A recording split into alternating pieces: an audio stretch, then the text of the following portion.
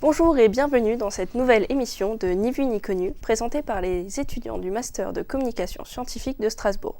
Je m'appelle Angélie et je suis ici avec Chloé et Camille. Salut. Et nous allons vous parler de réalité virtuelle. Que ce soit dans la recherche ou dans votre salon, plusieurs milliards sont investis dans ce domaine en pleine expansion.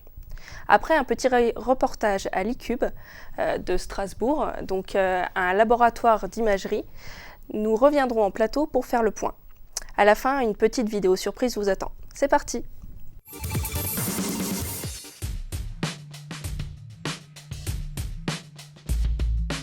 Nous sommes à l'ICUB pour parler de réalité virtuelle. Donc qu'est-ce que c'est? La réalité virtuelle, c'est une simulation interactive ou immersive d'un environnement imaginaire ou réel grâce au matériel informatique. Chloé, on a pu rencontrer un chercheur. Oui, effectivement, il s'appelle Olivier Genevot. Il est responsable de la plateforme InVirtuo ici à l'ICUB et il va nous accueillir tout de suite pour nous parler de son travail. C'est parti.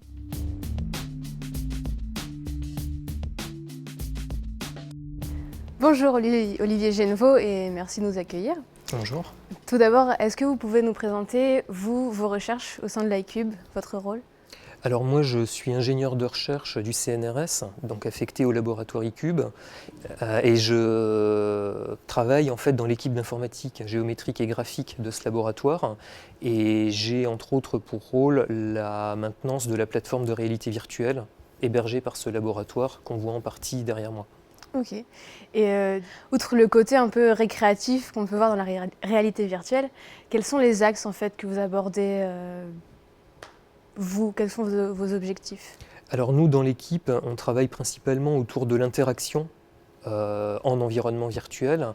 C'est des recherches, on peut dire, pour faire simple, qui cherchent à développer l'équivalent du clavier, de la souris, des boutons qu'on peut trouver dans des applications usuelles, mais à trouver des équivalents dans les environnements de réalité virtuelle pour que l'utilisateur puisse interagir avec ces applications de manière agréable, efficace pour lui, que ce ne soit pas une entrave en fait, entre la communication entre lui et l'application. Donc là, dans l'environnement, on a un objet tout simple que vous pouvez manipuler avec la Wiimote. Donc elle agit un petit peu comme un objet pour attraper la statue. Et si vous le laissez en place, en fait, l'intérêt d'un tel dispositif, c'est que vous pouvez vous déplacer légèrement. Pour vous, l'objet a une apparence fixe dans l'environnement. Évidemment, pour moi qui suis pas à l'endroit où sont les lunettes, l'objet se déforme, mais vous avez l'impression de tourner autour de l'objet au cours du temps. Voilà, vous pouvez regarder par au-dessus, par en dessous. On sait aussi que, par exemple, Facebook ou Samsung injectent pas mal d'argent dans la réalité virtuelle. Est-ce que ça a une influence sur vos recherches ou dans le monde de la réalité virtuelle, comme vous le voyez? Alors ça n'a pas une influence directe sur les recherches qu'on mène, puisqu'en général, nous, on a des recherches qui sont en amont du développement effectif des produits. En revanche, ça a une influence dans le sens où les matériels qui sont mis au point par ces sociétés pour le grand public peuvent être tout à fait réutilisés dans un cadre de recherche. C'est le cas typiquement pour la Wiimote, qui est devenue un périphérique très usuel dans la recherche en réalité virtuelle parce que son coût est minime, c'est une cinquantaine d'euros, et ça répond très bien aux besoins d'être un joystick sans fil, des choses comme ça. Il y a aussi un côté de popularisation de ce type de technologie. Par exemple, la Kinect de Microsoft permet des interactions directes de l'utilisateur en capturant ses mouvements, en l'occurrence en général à des fins de jeux vidéo, mais on peut tout à fait s'en servir à d'autres fins. Alors là, pour nous, c'était essentiellement un test. C'est dans l'optique en fait de voir si une manipulation directe, donc il n'y a pas d'interface là entre vous, votre manipulation et la déformation, était intéressante ou pas. C'est-à-dire qu'on a d'autres applications où la modélisation se fait avec un intermédiaire, des choses plus analogues à des boutons ou à des choses que vous trouvez dans les modeleurs 3D classiques. Et du coup, la question qui vient, c'est quelles difficultés est-ce que vous pouvez rencontrer dans votre recherche à votre niveau et quelles difficultés a la réalité virtuelle en général? Alors à notre niveau, les difficultés qu'on peut rencontrer, je dirais, sont pas vraiment des difficultés, sont plus des problèmes auxquels on va s'attaquer et on va éventuellement les étudier, chercher à apporter une réponse. Typiquement, par exemple, l'interaction que j'évoquais avant, il y a des solutions qui apparaissent évidentes, qui sont comme reproduire les boutons classiques qu'on connaît dans ces environnements, qui ne sont pas nécessairement satisfaisantes. Donc après, nous, quand il y a une difficulté, c'est plutôt du grain à moudre pour la recherche, pour essayer de faire de la recherche et d'améliorer les choses. Donc ce n'est pas véritablement un problème pour nous, dans le domaine de la recherche, je dirais fondamentale amont.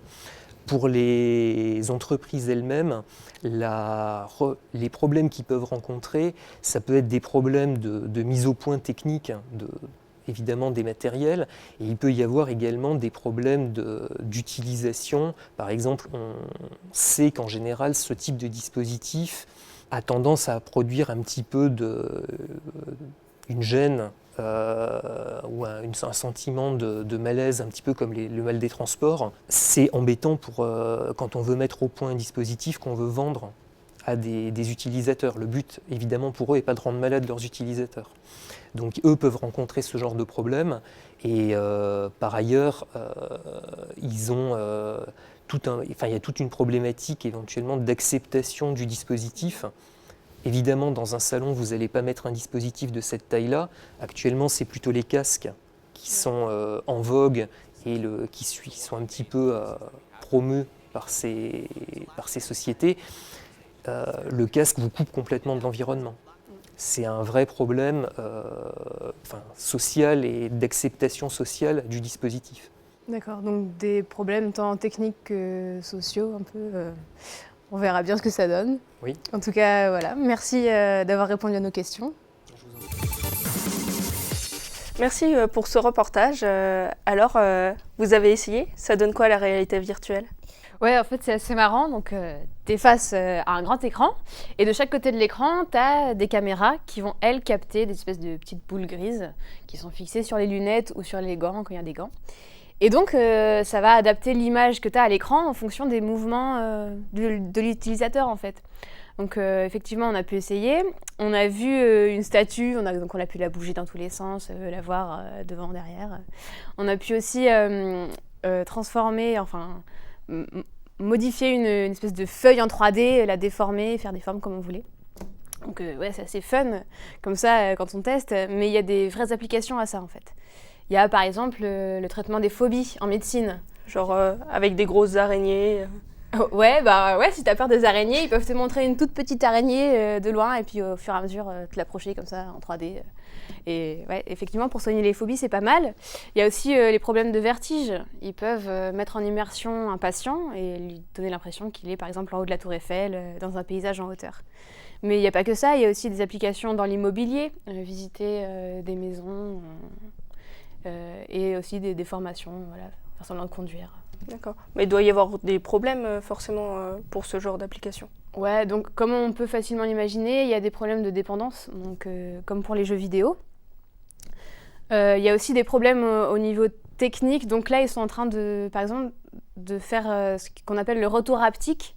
C'est en fait un retour de force, par exemple avoir l'impression de toucher un mur, donc avec les gants, ça c'est une difficulté technique qu'ils rencontrent aussi.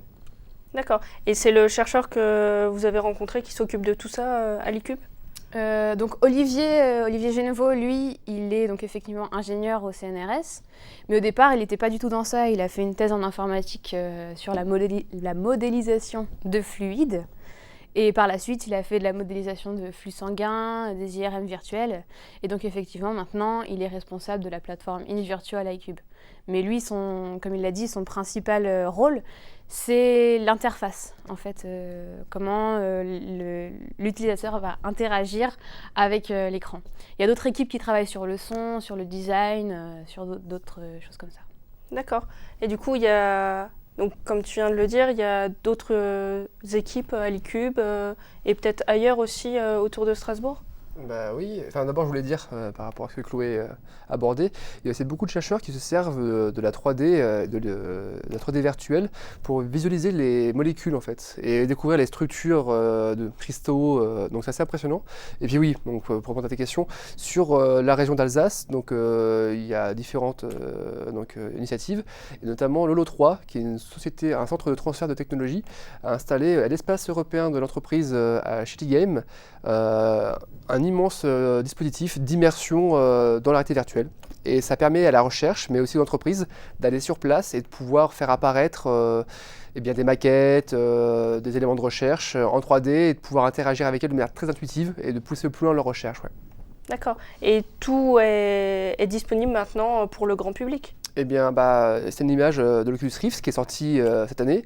Oui, et on a accès maintenant tous chez soi à un petit bout de réalité virtuelle et on peut en profiter pour laisser libre cours à sa créativité, à son imagination. Ouais. D'accord. Et du coup, les artistes doivent aussi l'utiliser, j'imagine? C'est un outil maintenant qui se répand dans l'univers artistique. Il y a des artistes qui créent leur propre monde virtuel et qui proposent après aux gens de les visiter, comme des mondes entièrement en dessin, où les gens peuvent parcourir le monde virtuel de part en part. Les festivals aussi de cinéma s'y mettent en proposant de mettre en avant des films qui utilisent la réalité virtuelle de manière à populariser un peu cette nouvelle approche artistique. D'accord, et dans les jeux vidéo aussi, je suppose. Évidemment, les jeux vidéo étaient pionniers déjà dans le développement de la réalité virtuelle, puisque le but c'est d'immerger toujours au plus possible le joueur dans l'univers virtuel, avec les phénomènes d'addiction que ça peut enclencher, comme disait Chloé. Et il y a des gros studios comme Valve, qui est un gros studio de jeux vidéo PC, qui actuellement développe un jeu, donc non seulement le joueur a des lunettes qui lui couvrent le visage et lui permettent donc d'être dans l'univers qu'il parcourt, mais aussi avec des gants, pareil encore une fois d'interagir avec son univers avec les gants au lieu de la souris et du clavier.